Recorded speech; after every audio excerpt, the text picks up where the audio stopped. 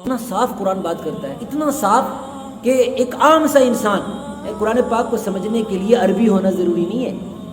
قرآن پاک عربیوں کے لیے نہیں اترا، قرآن پاک کو سمجھنے کے لیے انسان ہونا کافی ہے۔ قرآن پاک کو سمجھنے کے لیے بہت زیادہ انٹلیکچوئل ہونا ضروری نہیں ہے، اتنی صاف بات کرتا ہے قرآن پاک۔ وَمَن لَّمْ يَجْعَلِ اللَّهُ لَهُ نُورٌ، جس کو اللہ روشنی نہیں دے گا، فَمَا لَهُ مِن نُور، اس کو کوئی روشنی نہیں ملے گی۔ اور اللہ کس کو روشنی دے رہا ہے؟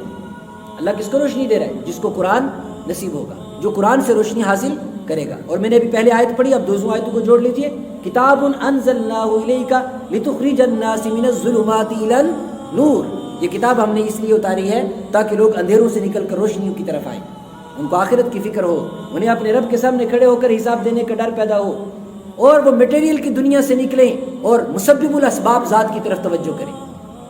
وَمَن يَتَّقِ اللَّهَ، جو اللہ سے ڈر کر زندگی گزارے گا، یجعل لہ مخرجا، میٹیریل کی دنیا کہے گی پیسہ ہوگا تو کھانا ملے گا، میٹیریل کی دنیا کہے گی یہ چیز ہوگی تو یہ چیز ملے گی، یہ چیز ہوگی تو اس کے بعد یہ چیز آئے گی۔ ٹھیک ہے، دنیا دارالاسباب ضرور ہے، لیکن اتنا نہیں میٹیریل کے اندر انسان کو گھسنا چاہیے کہ مسبب الاسباب کو انسان بھول جائے۔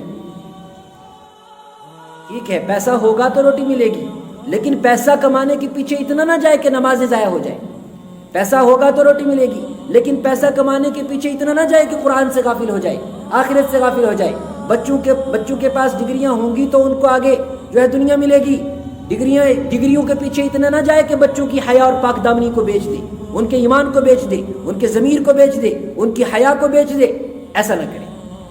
جو اللہ سے ڈرے گا یجعل لہ مخرجا، اگر میٹیریل کی دنیا اس کو گھیر بھی لے گی تب بھی اللہ اس کے لیے اس میٹیریل کی دنیا سے نکلنے کا اور اپنی طرف سے مسبب الاسباب ہونے کی حیثیت سے اللہ تعالیٰ اس کے لیے راستے کھول دے گا۔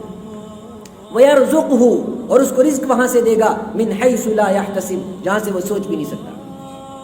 یہ بات دوسری طرف چلی گئی، لیکن میں آج کی بات میں یہی بات سمجھانا چاہ رہا ہوں کہ ہمیں یہ بات سمجھ لینی چاہیے کہ قرآن کے بیان کیے ہوئے راستے کے علاوہ ہمارے پاس اس کائنات اس کائنات سے رخصت ہونے کے بعد کامیابی کا اور کوئی راستہ نہیں، چاہے ہم مانیں یا نہ مانیں۔ ہم 50 سال کی زندگی گزار کے چلے جائیں، ہمارے بچے 30 35 سال کے ہو گئے، ان کو کچھ پتہ نہیں قرآن کیا کہتا ہے، ان کو پڑھنا نہیں آتا، ان کو سورہ فاتحہ پڑھنی نہیں آتی۔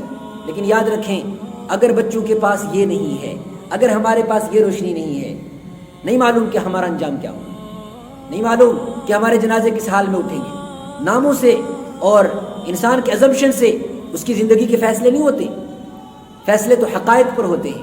دنیا کے اندر انسان فیکٹس پر بات کرتا ہے، فیکٹس کے اوپر ہی رزلٹ نکلتے ہیں۔ ہم کیا سمجھتے ہیں آخرت میں سارے رزلٹ ازمپشن پر نکلیں گے؟ وہاں بھی رزلٹ فیکٹس پر نکلیں گے، وہاں انسان کی زندگی کے حقائق پر بات ہوگی۔